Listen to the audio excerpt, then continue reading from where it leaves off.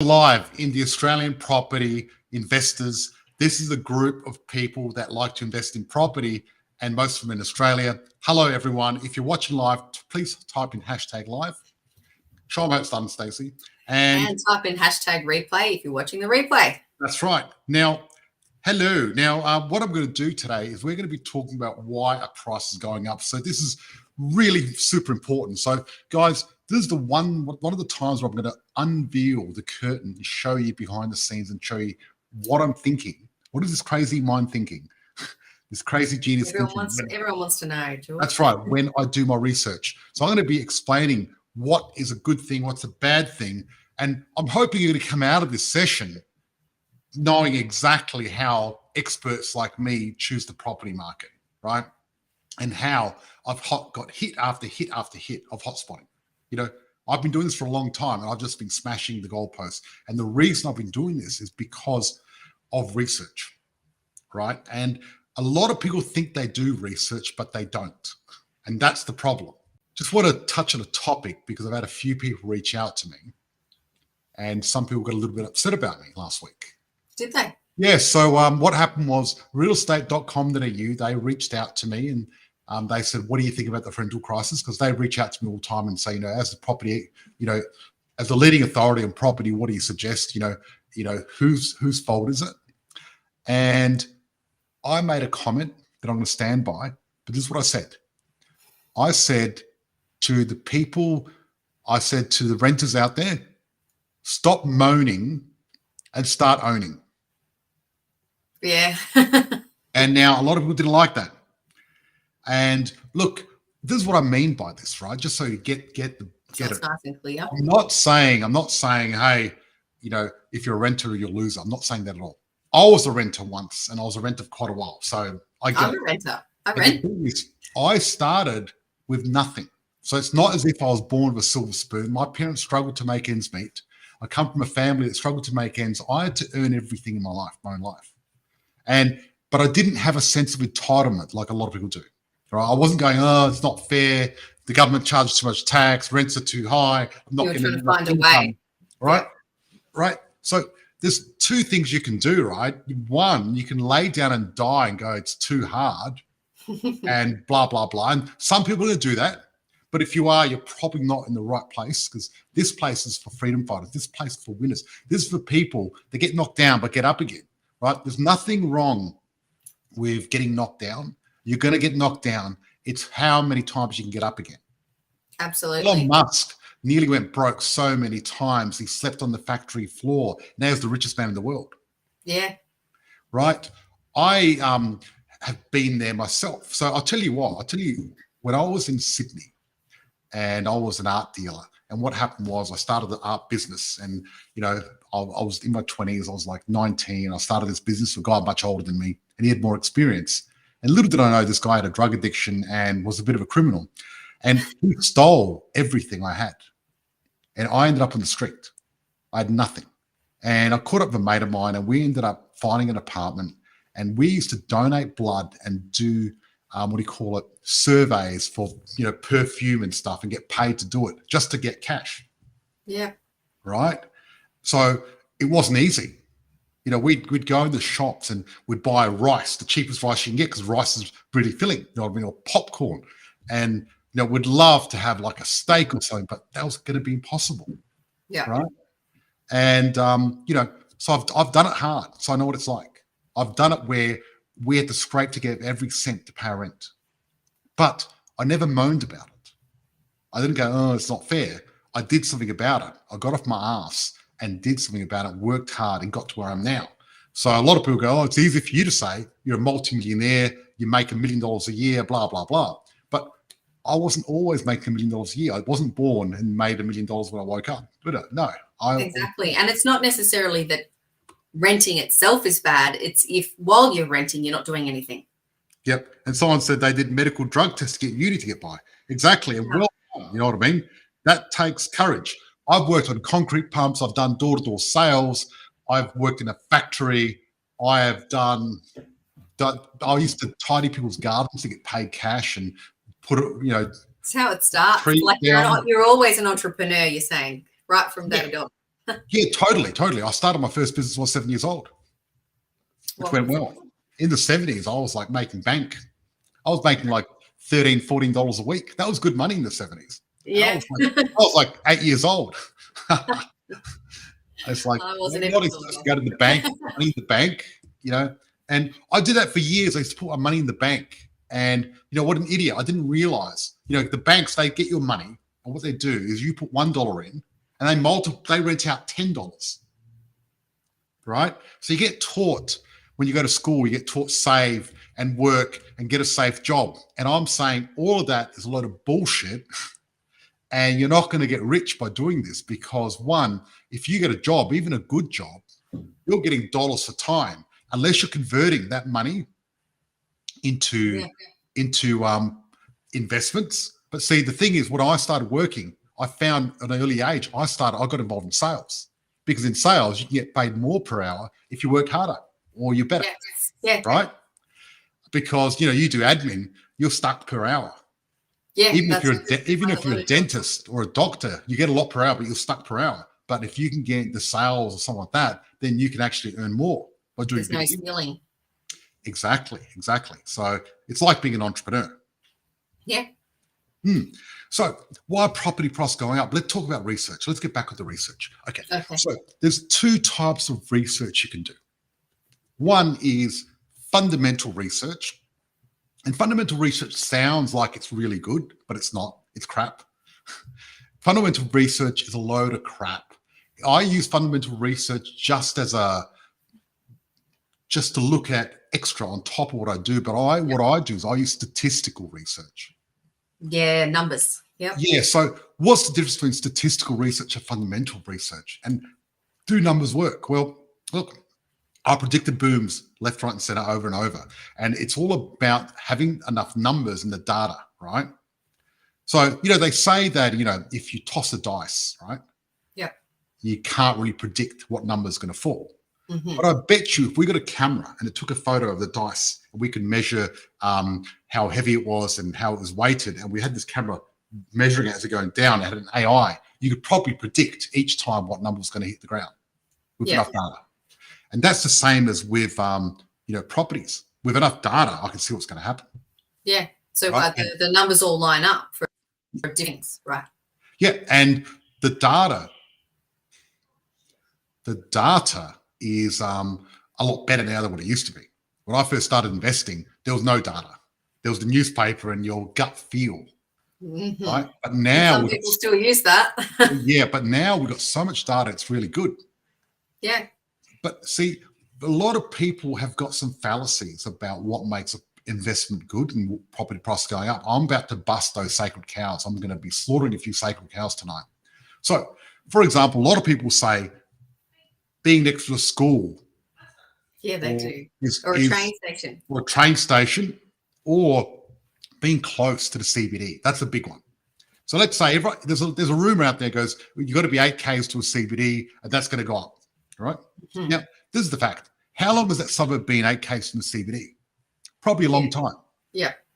At least 50 or 100 years. Now, don't you think over the last 50 or 100 years, that's already been factored in?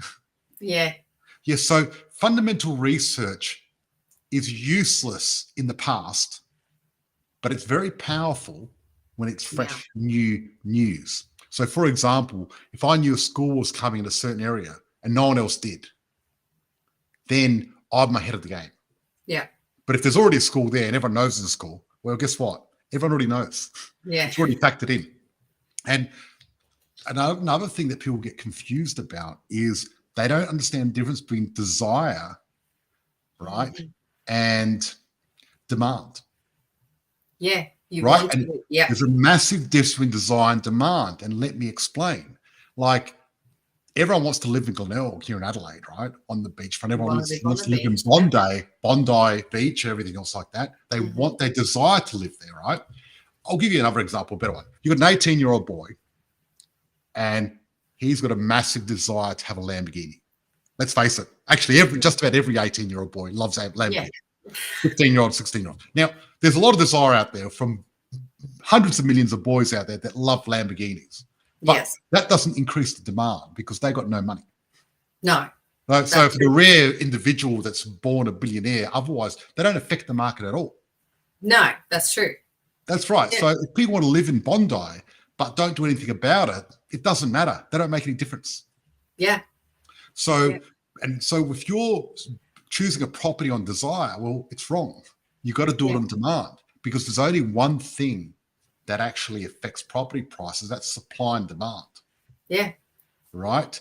And High demand, low supply, prices. low supply, high demand. And that's what we're looking for, guys. Now, what's going to happen in the future of property? Let's try to work this out. We're going to work it out. I want the audience to let me know. Okay. Okay. I want audience participation here, guys. This is going to be good. Okay. So step number one. Now, at the moment, last 2 years, we've had a 50% reduction in the rental properties available. Yes, we have.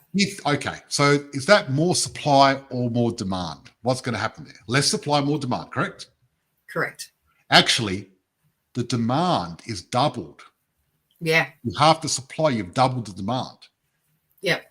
That is a pretty powerful driving force. That's like, yep. Now let's look at employment. Okay. With the lowest unemployment rate in 50 years, 49 years, but close enough. Yeah. Now, so that means everyone's got a job. Does that increase demand? They've got more money. Yes. We've got less poor people. Next, we're about to have 250,000 immigrants per year moving to Australia. Is that going to create more demand for property? Oh, yeah. Actually, for every 3 people, we need 1 dwelling. That's still around 80,000 dwellings. We don't have enough. We've got builders going broke and not building as many properties. Is that creating less supply? Yes. Yes. We've got interest rates going up, so less people want to buy. Is that creating slightly less demand? Yes. Right. I want to give everyone the full story. It's not all roses, but you look at all the positives, all the negatives, and then count it up. So on the pro page, we've got, what have we got? We've got immigration, jobs, and rental market. And on the cons, we've got interest rates going up. Yep. And they've been predicting a crash for years, time and time and time again, and it still hasn't happened. Stacey, how long have you been on the program for? How long have you been with us for? I've been on the program for just under 2 years, and I've been with you for a year. Great. Now, since you've started, I bet you the whole time you heard don't invest. Before? No, when you've been working with us the last 2 years, Yes. non-stop. Now you've invested, and how have your investments gone? Yeah, really good. I haven't had any problems at all. They're all making money. And we've seen how many members make money out of property over the last 2 years. Yeah, all of them. Week after week after week, success, story after story. That's the fact. Yeah. Right. So with my comment about, what was it called? It was, what did I say about the renters? Stop moaning and start owning. Yeah. So a guy came up and he posted on my Facebook and said, "Oh, how dare you? You sound like Marie Antoinette before the French Revolution. Let them eat cake." Everything's cake. I said, let them make cake, not eat it. Make some fucking cake, sell them, eat them, right? And everything's about perception too. So it's how they took that comment. You sent that message out in a way that and they've taken it in whatever way they've taken it. They've taken it as, oh, we can't afford to buy, so we have to rent. Well, I agree. Yeah, rent, but invest at the same time. So yeah, exactly. And the thing is, this is the deal, right? At the end of the day, there's only one constant thing in your life. That's yourself. Yeah. So until people take responsibility for everything in their lives, then you're not going to have any power. You're not going to get anywhere. Yeah. Right. And the fact of it is, whether you like it or not, you're responsible for your life. Yes, you are. And if you can't afford to invest in property, then you need to change your mindset. Number 1, 2, get educated, and 3, get off your butt and do something. I'm sorry to say this to you guys, but that's the way it is. Forget the sense of entitlement. Sense of entitlement is not going to make you rich. Nope. But thinking smart and working hard and having a bit of discipline will. Yeah. I was talking to a guy actually today who isn't in a position to buy right now, but wants this so badly. He's renting right now, wants to buy, And so he's trying so hard to find a way. And he's like, oh, I can't do this way. Oh, there's roadblocks. There's going to be roadblocks. It's about finding your way into the market. That's right. And if you can't find the way, this is what I suggest you do. Come and check out our challenge. We've got the millionaire, what's it called? The multi-millionaire blueprint challenge, right? Yeah. 14-day challenge. And on there, we show you how to get a deposit, how to fix your credit, how to save money, how to find a property. We show you everything. And it's really powerful. It's really good. Yeah, we'll get someone to put the link in afterwards if you like. No, we're not going to get the link. Just type in #challenge and we're going to give you the stuff. We'll send it straight to you. Yeah. So what is someone saying? Can you read that out, please? Yeah, sure. You're responsible for your own fate. No one will do it for you. Do the hard work now and reap the rewards. Absolutely. There's two types of pain, the pain of discipline and the pain of regret. And I'll tell you what, the pain of discipline might be a little bit painful, but the regret is so much worse. The pain of quitting smoking is painful, but dying of cancer is a lot more painful. The pain of saving and investing in property is hard because you've got to save, you've got to work hard. But being dead broke at 65 and poor is a lot harder. If you don't have your way in now too, I mean, you could at least put a plan in place to get it. So it might take 1 or 2 years, but you have your way in. That's right. Exactly. Time check. How long have we got? We have got 10 minutes tops till our next meeting. Okay, great. Because after this, we're going to be talking to our private group, our Freedom Fighters. Self-motivation is also key to keep going. Yes, exactly. You know what? If you want a dose of motivation, come to our lives every Thursday and we're going to give you a big dose of motivation. This is what you need. Look, guys, what you need to do, you need to download my podcast, listen to me, get my positive vibes stuck inside your head over and over till you get brainwashed with positivity because it's going to rub off in your life. When I first started, I was listening to Robert Kiyosaki, Think and Grow Rich, Napoleon Hill, day in, day out, right? And that's I've listened to all those too. And look, when I first started, I read Robert Kiyosaki's book and I thought I'd love to be like him, be great. Little did I know that, him and I'd be writing a book together and we'd be doing training together and things like that, which is great. So pretty amazing. Now, there was no way in the world if someone told me you're going to hang out and work with Robert Kiyosaki back when I was 19 that I'd believe that. But it happened. It did. Yeah. And look, it's the path that you've chosen. Exactly. That's right. So there's another reason property prices are going up. Mm-hmm. Okay. And this everyone needs somewhere to live. That's part of it. But there's a thing called compounding growth. And that's what happens to property. That's what's happening. And it compounds. And the thing is, long term, no matter what's happening in the economy, they're going to go up anyway. Yeah. Right. And, there's a lot of people out there that are shitting themselves because of the interest rates. Right. And the fact of it is, what am I doing about it? I'm investing in property. Yeah. Yeah. I know every time the RBA has racked up the rates, property prices have gone up. Yeah. Every single time. So I'll do that again. Yeah, absolutely. And that's what we're helping other people do as well. And we'll help you. Yep. Obviously, just book in. Yep. So this is the deal, guys. Remember, statistical research is the most important part. The fundamentals don't matter that much unless you've got some inside information. And inside information in property is actually legal. It's not illegal. Yeah, it's very impressive, George, and inspiring for us all. Excellent. Thank you very much for that.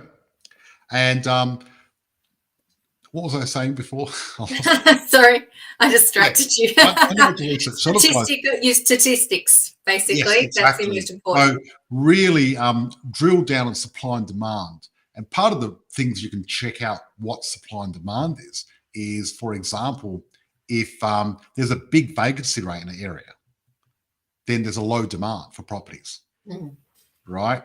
And that's where most of those property people out there, right? Those property so-called gurus that are a bunch of idiots. They're like, oh, buy a distressed property, buy a property for a bargain. Seriously, these people have got rocks in their head. I mean, the reason properties go down in price is because they're crap. And trying to get a bargain is just catching a falling knife. It's going to hurt you. So don't listen to those people. They're idiots. You don't get a bargain. You buy quality property for the right price. Absolutely. Yeah. With anything in life, when you try to get a bargain, you get the cheapest, crappiest thing. It's not going to work, right? You get what you pay for. I don't know if this is politically correct, but if you buy some crap from China instead of made in Australia, what do you expect is going to happen, right? Now, that's a generalization, but yes. Yeah, that is a generalization. Okay, so there's a quick question here, George. I was wanting to know if you would get a nice principal place of residence around 4 million, or you would invest this into more properties. That's a good question. That's a great question, because I've currently got a residence around 4 million that I own. But I'm going to tell you to do the opposite. So, and I'm not being a hypocrite either. And I'll explain why. Basically, if you want a $4 million residence, right, it's going to cost, I like to look at 5%, right? So 4 million residents times by 5% is 200,000 a year. Divided by 25,000 is 8. So this is what you need to do. You need to buy 8 investment properties, and those 8 investment properties will actually pay you for your $4 million mansion, and you can live there for free. So I suggest that your property you live in, your owner occupier, is not an investment. And you don't deserve to have an owner occupier until your properties that you've rented out, your investment property, is actually making the money to pay for it. That's the only time that you deserve to own an owner occupier. So if you've got $200,000 in passive income from property, buy a $4 million property. If you haven't, then what you need to do is buy 8 properties. Yeah. 4,800 a week. Is that in relation to the $4 million property? Probably. Probably. Okay. Yeah. 200,000 is 4,000 a week. The developer in Brisbane building 1,000 apartments obviously believes the market will keep going up. Exactly. And look, and apartments, the only people that make money is the developer. So please don't buy any of those apartments. There is exceptions to the rule. You know what I mean? When people are starting out, there's certain boutique apartments that can work, but most of them no. Yeah. So we have to leave. We have to leave. We have to love you and leave you once again. Now, guys, one thing, I'd just like to thank you, Stacey, for coming and joining me today. That's all right, George. It's always wonderful to see your smiling face. Oh, thank you. Yours too. Well, I've got my videographer who's fine-tuned the toning on my camera, and look how it looks better than mine. I look really white. Well, I've got a very expensive camera here. I just bought myself the new Mac. Came in today actually. I'm using that at the moment. Huh. And it's been good so far. It's great. I needed something portable because I'm planning on traveling for the rest of the year. Yep. So I need something really portable. And the laptop I had before, I hated it. So I'm going to give my laptop to our admin assistant. Now, everyone in my company inherits all my phones, laptops, all my equipment, everything. I just keep buying new stuff and sending it down the line to everyone, whoever needs something, which is great. Yeah. So guys, thanks for joining us. I really appreciate it. Make sure you check out the podcast. If you want to learn more, then type in #challenge if you want to learn how to get into the property market. If you're a renter, if you're sick of renting, if you want to invest, that's what you need to do. And I'll see you next week, same bat time fate challenge. Now, I'll tell you about some great topics coming up.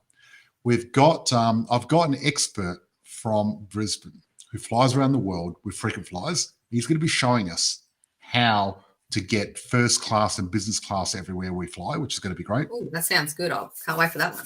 Then after that, I've got my lawyer. We're going to be talking about land tax in Queensland. Yes. And then we're going to be talking about estate planning, asset protection, and trusts, and how to keep your ass safe. And we've got some exciting news coming out for our members too, in regards to flying around the world too, don't we, George? We do. Yes, we've done a deal with a credit card company, and we're going to be helping our members get 200,000 points each, which is going to be great. Oh, someone's asked for the Zoom details. I don't know who that is. It says Facebook user.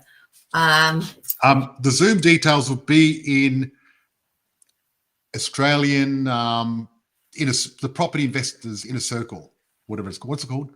Positive Yeah, Population. yeah. So in the membership page, it'll be in there under your resources.